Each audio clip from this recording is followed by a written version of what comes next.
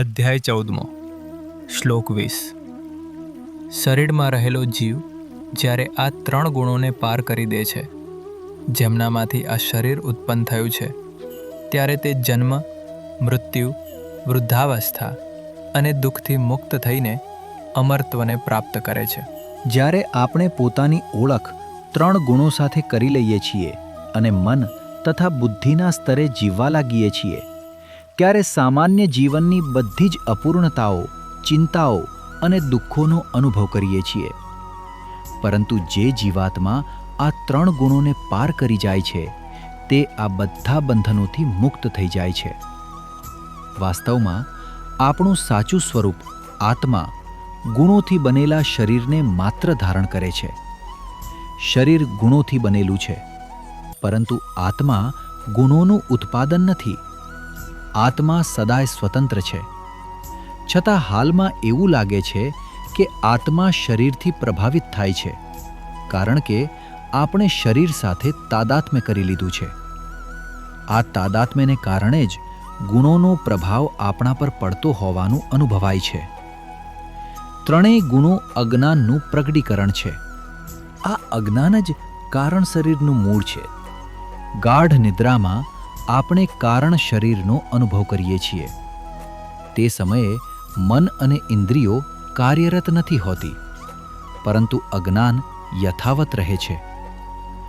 આ કારણ શરીરમાં રહેલા ગુણો પછી પ્રગટ થઈને સૌ પ્રથમ સૂક્ષ્મ શરીર એટલે મન, બુદ્ધિ, અહંકાર વગેરે તરીકે અભિવ્યક્ત થાય છે, અને ત્યારબાદ સ્થૂલ શરીર દ્વારા સારા, ખરાબ કે તટસ્થ કર્મોના રૂપમાં વ્યક્ત થાય છે. જો સૂક્ષ્મ શરીરમાં રહેલા વિચારો અને વૃત્તિઓ જડતા, આળસ અથવા પશુવૃત્તિથી ભરેલા હોય તો માનવ શરીર હોવા છતાં જીવન દુઃખમય બની જાય છે. પ્રત્યેક સ્થૂળ શરીર ભલે છોડનું હોય, પ્રાણીનું હોય કે મનુષ્યનું, તેના સૂક્ષ્મ શરીરને વ્યક્ત કરવા માટેનું યોગ્ય સાધન છે. સૂક્ષ્મ શરીરનું સ્વરૂપ અને તેની ગુણવત્તા પણ કારણ શરીરમાં રહેલા ગુણોની રચના પર આધારિત હોય છે. તેથી સ્પષ્ટ થાય છે કે જે વ્યક્તિ ગુણોને પાર કરી જાય છે, તે સૂક્ષ્મ અને કારણ શરીરના તમામ બંધનોથી પણ પરે થઈ જાય છે. આથી જ ભગવાન કહે છે, આ 3 ગુણોને પાર કરી દે જેમનામાંથી શરીર ઉત્પન્ન થયું છે. ભગવાન આગળ કહે છે કે એવો જ્ઞાની જન્મ, મૃત્યુ, વૃદ્ધાવસ્થા અને દુઃખથી મુક્ત થઈ જાય છે. પ્રકૃતિનું દરેક પદાર્થ સતત પરિવર્તનશીલ છે.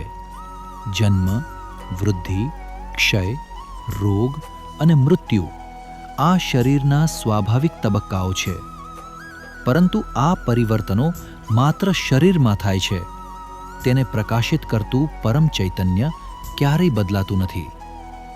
જે વ્યક્તિ પોતાને શુદ્ધ ચૈતન્ય તરીકે ઓળખે છે, તે શરીરના આ પરિવર્તનોમાંથી આંતરિક રીતે અસ્પર્શિત રહે છે. તેથી જ તે જીવનના તમામ સંઘર્ષો અને દુઃખોને પાર કરી જાય છે. ભગવાન પછી કહે છે કે એવો જ્ઞાની અમરત્વને પ્રાપ્ત કરે છે. તેનો અર્થ માત્ર દુઃખનો અભાવ નથી, પરંતુ પૂર્ણતા, શાંતિ અને આનંદનો સકારાત્મક અનુભવ પણ છે. આ અમરત્વ મૃત્યુ પછી પ્રાપ્ત થતી કોઈ અવસ્થા નથી, પરંતુ આ જ શરીરમાં જીવતા જીવતા પોતાના શાશ્વત આત્મ સ્વરૂપમાં સ્થિર થવાની અવસ્થા છે. સાંખ્ય અને વેદાંત બંને દર્શનો આ જ પરમ અવસ્થાની પ્રાપ્તિ માટે માર્ગદર્શન આપે છે.